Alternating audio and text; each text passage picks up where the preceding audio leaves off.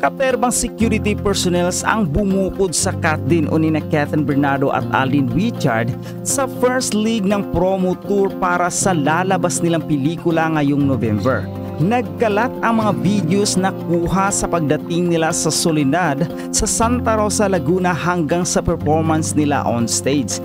Hanggang tili na lang at kaway ang nagawa ng napakaraming fans na nag-aabang sa dalawang phenomenal star dahil sa nakapaligid na mga security guard at a bouncer kina Catherine at Alden. Siniguro talaga ng pinagsamang puwersa ng Soledad at ng team ng Hello Love Again ang seguridad ni Catherine at Alden. Pero hindi naman nagdamot ang Catherine dahil may ilang pinagbigyan din silang makuna ng photo ng ilang fan bago sumakay sa kanyang van si Catherine. Hinatid muna ni Alden si Catherine sa kanyang sasakyan at nang makasakay ang kapareha, umalis na rin si Alden. Base sa mga videos at larawan, hindi nabigo ang mga tagahanga ng Katdin na mapakilig kina Catherine at Alden ang taong dumayo pa sa kanilang unang promo tour. Opisyal nang nagsimula ang Hello Again tour ni na Alden Richard at Catherine Bernardo. Ang nasabing mall tour ay para sa pinaka-aabangang Filipino movie ngayong taon, ang Hello Love Again, na sequel sa 2019 blockbuster hit na Hello Love Goodbye ng Katdin Love Team. Nag-umpisa ang tour nitong Sabado sa May Ayala Mall, Soledad sa May Novali, Santa Rosa, Laguna. Kasama ni na Catherine at Alden ang co-star nila sa pelikula na si Valerie Concepcion na nagbigay rin ng kasiyahan sa libu-libong fans na nanunood. Todo ang hiyawan at tilian ng Katdin fans nang unang lumabas si Alden para mag-perform na sinunda naman ni Catherine. Akala mo raw ay magjowa ang dalawa nang magsama na sa stage. Highlight sa gabing iyon ang grand reveal ng official poster ng Hello Love Again. Marami ang natuwa dahil naging consistent ang poster sa poster ng unang movie na this time nga ang bansang Canada naman ang background.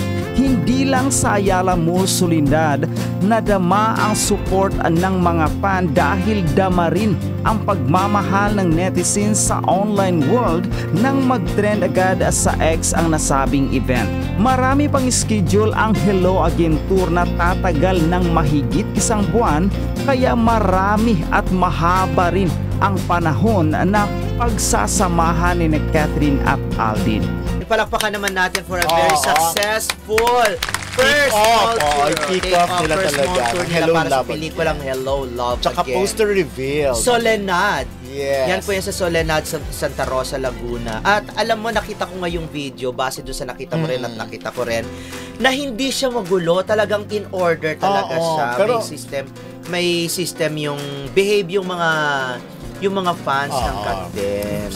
Swerte na lang ng fans kung napwesto sila doon sa kung dadaan yung Katdin. Kasi ang gaganda ng angulo nila eh. Nakita ko nga talagang ang lakas ng tilian sa Katdin.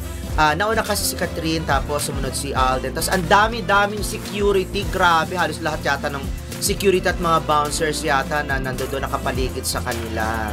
Tapos makikita mo na hindi nagdamot yung Katdin na kumaway. At kahit nung pagkatapos nung kanilang performance, nung inihatid na ni Alden si Catherine dun sa van, alam mo, nagpa-selfie pa sila dun sa mga fans na nandun sa barricade. At napakabait din ni Alden kasi kinuha niya yung cellphone tapos nagpicture siya lang ganun din si Catherine at ibinigay dun sa fans. At saka ang lapit nila sa mga fans. Hindi malayo, di ba usually yung iba ang layo-layo, hindi mo madikitan. Ito talaga pwede mo na silang hawak-hawakan. Although nasa stage of course, medyo elevated. Pero just nakapalibot kasi yung pero okay na. Ang ganda-ganda ng angulo. Nagugulat nga ako dun sa mga ibang netizen. Ang angulo nila talagang minsan harap-harapan, tsaka minsan lahat ng mga holding hands nahuhuli nila. At saka parang ang ginawa sa stage, hindi nilagyan na parang meron ba siyang yung backdrop? Meron backdrop kasi magagaling sila doon, pero yung gilid lahat pati bukas parang siyang pang beauty pageant na pwede ka maglakad sa aisle pa sa may gitna. May center aisle yung gano'n. Pangrampahan. Tsaka nakita mo yung performance ng dalawa, kampante sila at naglalandi pa si Alden, yung mga gumaganong gano'n. Si Catherine, tuwan-tuwa sila na ginaganon si Alden. Raining in Manila yon. Live ba yun? Kanta nila?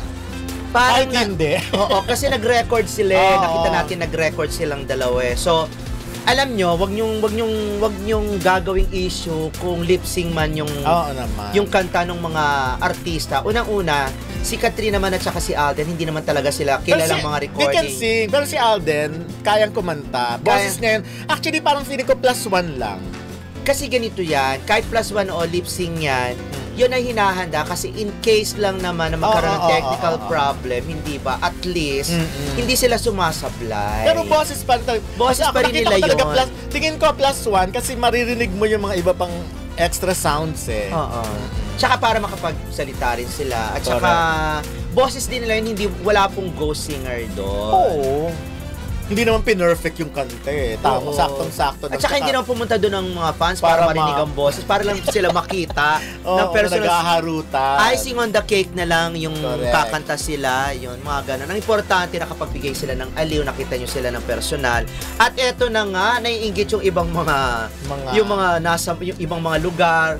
Diba? Ay, oo. Pero meron yata, diba, meron ng schedule. Meron ng schedule, pero kaya lang ang haba naman nung Piling-pili pa. Alalahanin yung October na. Naku, na lang, mahigit isang buwan na lang. Mga ilang wait lang ha, mga siguro 2, 4, 6, 8, mga 12 mall tours na lang yata ang gagawin ng Kat din para sa kanilang promo.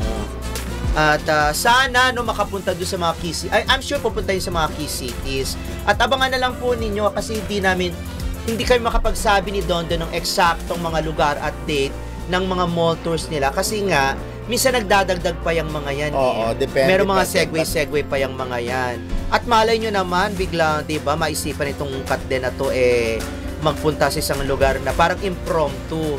So, yun. Pero, but for now, ang mga schedule pa lang nila, according to sa Star Cinema, diba? Yun nga yung October 5 sa Ayala Malls, Soledad, Nuvali. October 8,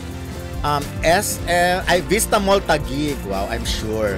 October 12, SM City Baliwag, Bulacan, Marquee Mall, Pampanga. October 13, SM City Bacoor, Cavite, SM City Dasmariñas, Cavite. So, tuhog to. October 19, yun na, paprobinsya na sila. Hindi, kung sa Bacoor kasi, isa lang. Yun, okay. SM City Iloilo sa October 19. Ito, bago daw yan, yun nakalagay. October 20, SM City Caloocan, Talbog.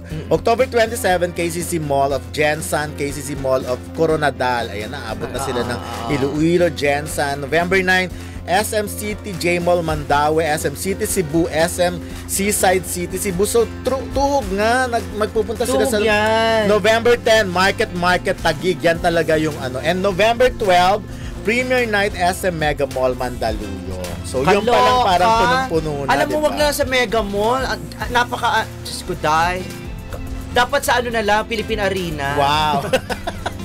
O kaya sa saan to, yung sa SM MOA Arena. Hindi, pwede naman din sa Mega Mall kasi usually, di ba sa marami. Lahat kasi naman. Ilang floors naman yan eh. Pero, tsaka ilang sinihan naman minsan pinagpapalabasan. Pero usually dalawa lang para ma-accommodate lang. Okay, maghanda-handa na yung mga retail stores dyan. Lagyan nyo ng mga bakad yung mga salamin ninyo.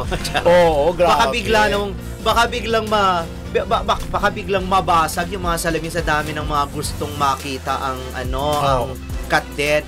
At I'm sure hindi safe naman yan kasi for sure hindi pa gagamit yung hindi naman dadaan ng ang Kat din sa escalator. Depende kasi minsan nag-escalator sila para mas mahaba yung nung mga fans. Para kasi makita rin sila sa ibang floor. Manggagaling kasi yan. Usually kasi diba dito sa may parking sa third floor. Tapos bigla na lang silang susulpot doon sa yung pinupuntahan natin pag titingnan natin kasi minsan may mga ganun sa iba kasi mga SM malls, diba?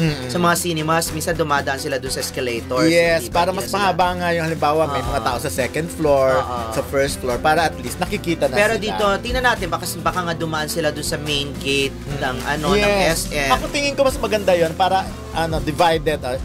yung mga tao, hindi nasa third floor lahat. Nakakatakot din pag maraming tao. Kaya ano lang ha, paalala sa mga restaurant owners, sa mga waiters, bago dumating ang cut din, pay as you order na. Tama.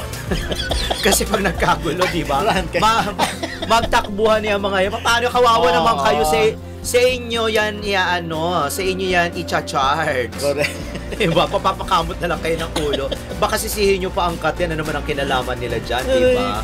Pero bongga yun. So congratulations at inaasahan natin sa mismong showing ng pelikula na talagang ay nako, katulad ng sinabi natin, prediction natin baka 1 billion pa, more than 1 billion. Ay, hindi na po yung video,